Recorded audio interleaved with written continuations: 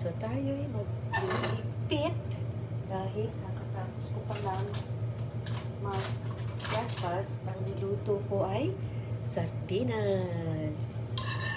So nagasan ko ito ngayon. Yung sardinas ay ito yung kawali pala.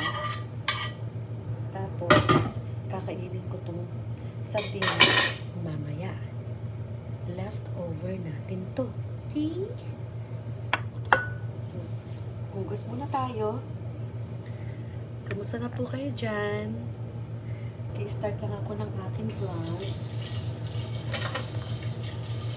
Sana din mag-like and subscribe and share. Dito sa trabaho, meron ako sariling trabaho. I just wanna try